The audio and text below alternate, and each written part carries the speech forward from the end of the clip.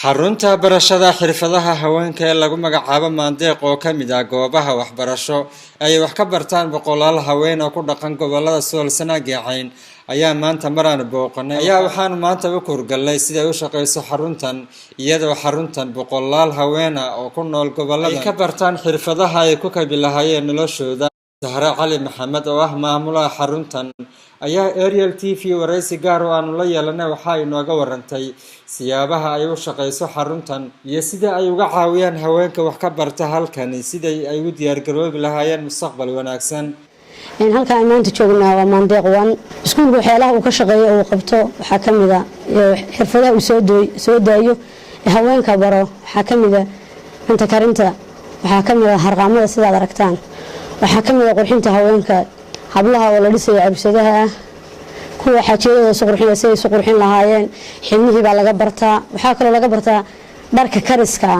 sida dharka halka ku dhagan oo kale ayaa la nashqadeynaya. waxa kale habluhu waxay shaqo ka bartaan iskuulkan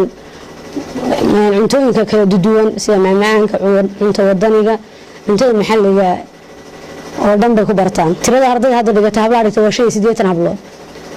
كنت كم هذه الله قدره وحقل جميل دون وقت يسوع صعود بإذن الله هذه الله سبحانه وتعالى قدره ضمن أرضي وحنا رجينا يقول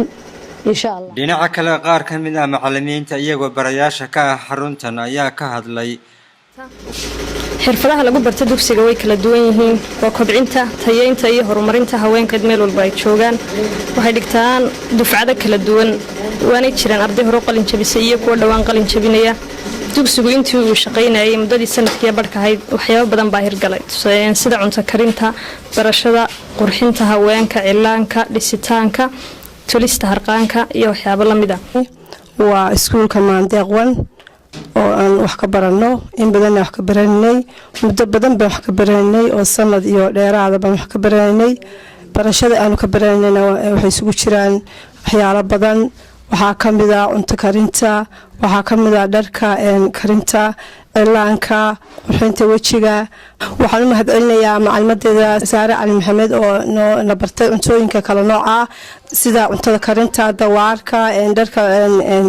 la midabeeyo. magacaygu waa Leila Saalax Maxamuud waxaan wax ka bartaa dugsiga Maandeeq